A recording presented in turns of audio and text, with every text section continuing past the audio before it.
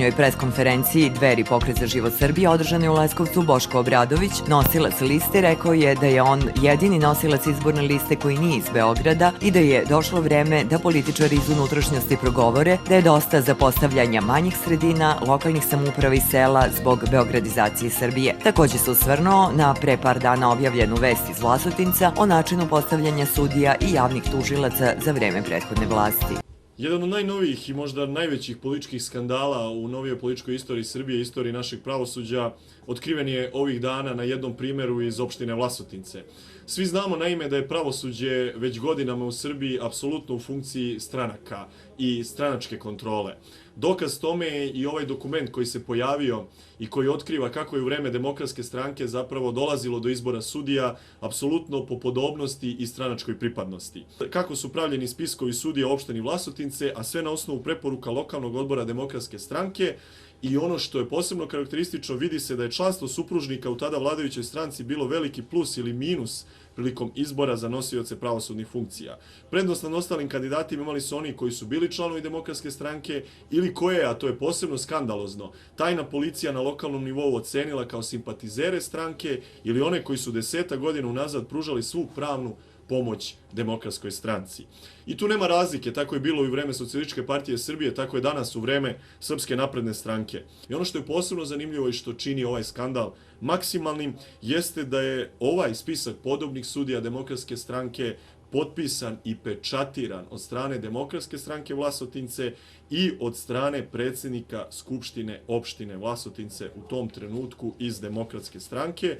I ovde, evo, upravo možete da vidite taj skandal na skandalima, dakle, pečate Demokratske stranke i Skupštine opštine Vlasotince, koji zapravo pokazuju da je ovo zvaničan dokument iza koga stoji i tajna policija koja je dala karakteristike kao da je 1946. i vreme UDBE nakon Drugog svjetskog rata, koja daje karakteristike sudija da li su podobni za reizbor ili ne. Obradović je ovom prilikom Vlasotinčanima poručio sledeće. Građani Vlasotinca već 24 godine iste političke face nas lažu, pljačkaju, izdaju i rasprodaju Srbiju.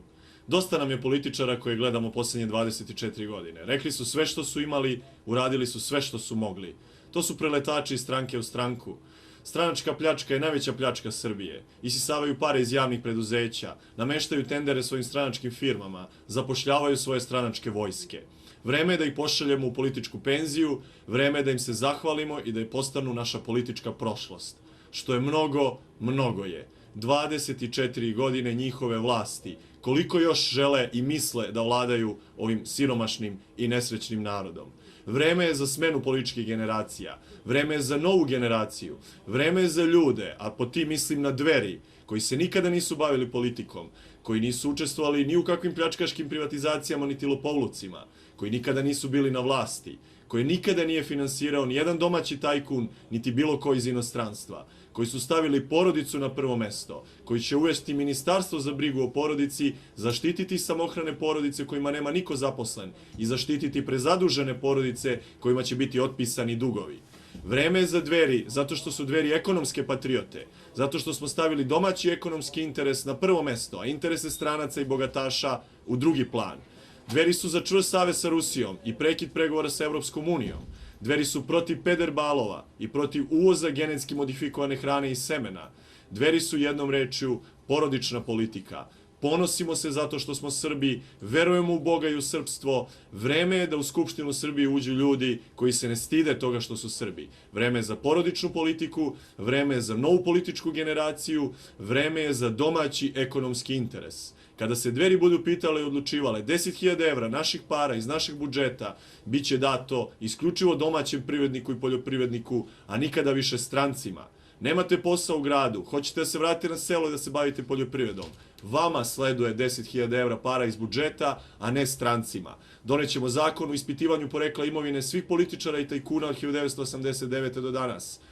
Oduzet ćemo nezakonito stečenu imovinu. Dodatno ćemo oporezovati sve banke u Srbiji i napravit ćemo domaću razvojnu banku Srbije koja će po povoljnim kamatnim stopama ulagati isključivo u domaću privredu i poljoprivredu.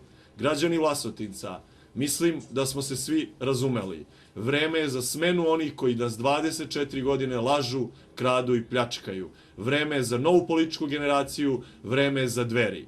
Zato Dveri na narodnom referendumu 16. marta između Evropske unije i Rusije mi biramo Rusiju.